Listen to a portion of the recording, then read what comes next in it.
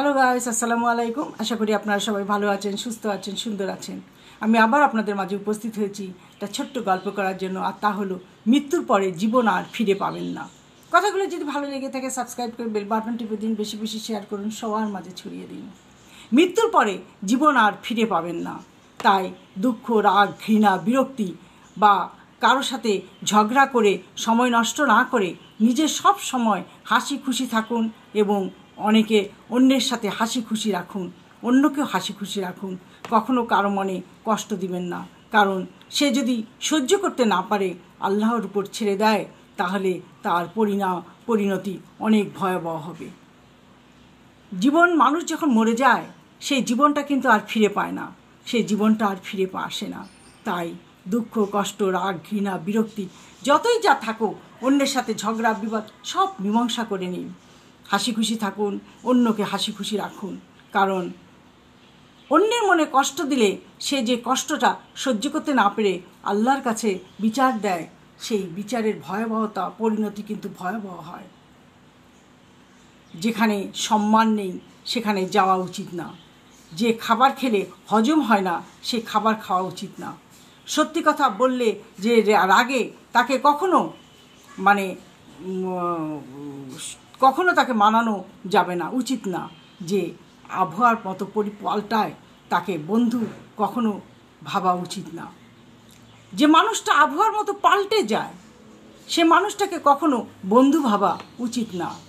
আর যে রেগে যায়, কোনো কথা মানতে চায় না, তাকে মানানোর কোনো প্রয়োজন নেই। যে খাবার খেলে হজম হয় না সে খাবার খাওয়ার দরকারটা কী?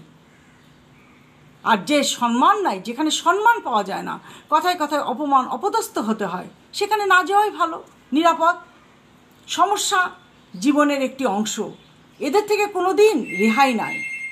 আমাদের জীবনে এমন মানুষ আছে যারা অন্যের দোষ খুঁজে বেড়ায়, অন্যের দোষ সংশোধন করে দেওয়ার জন্য। আবার এমন মানুষ আছে যারা দোষ খুঁজে অপমান করবার জন্য। জীবনে অনেক মানুষ আছে যারা সমস্যার সৃষ্টি করে দেয়, সংশোধন করে না। আবার কিছু মানুষ আছে যারা সংশোধন করে দেয়। সমাজে কিন্তু এরকম মানুষ আছে, আপনি ভুল করেছেন, আপনাকে কাছে ডেকে মিষ্টি ভাষায় আপনাকে সংশোধন করে দিবে। আর যদি আপনি সেটা সংশোধন না করেন বা না শুনেন, সেটা আপনার ব্যাপার, কিন্তু তারা চেষ্টা করে আপনাকে সংশোধন করে দিতে। এমন মানুষ আছে যারা মানুষের দোষ খুঁজে বেড়ায়, আর সেই দোষটা খুঁজে পাওয়ার পর সেই মানুষটাকে তারা অপমানিত করে। তাই বলছি, সব সময় নিজেকে সাবধানে রাখবেন, আর সব জিনিসের প্রতি তীক্ষ্ণ দৃষ্টি রাখবেন। কাউকে কষ্ট দিবেন না, অপমান করবেন না। কারো ভুল ত্রুটি দেখলে সংশোধন করে দেওয়ার চেষ্টা করবেন, কিন্তু ভুল ত্রুটি সংশোধন না করে দিয়ে হাসি ঠাট্টা করে তাকে অপমানিত করেন না। এতে তাই সে লজ্জা পাবে, আর এই লজ্জার আল্লাহর কাছে বিচার দিলে আল্লাহ নিশ্চয়ই তার শাস্তি রেখে দিবে।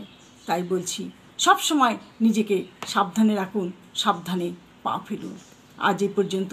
ভালো থাকেন, সুস্থ থাকেন। আল্লাহ হাফেজ।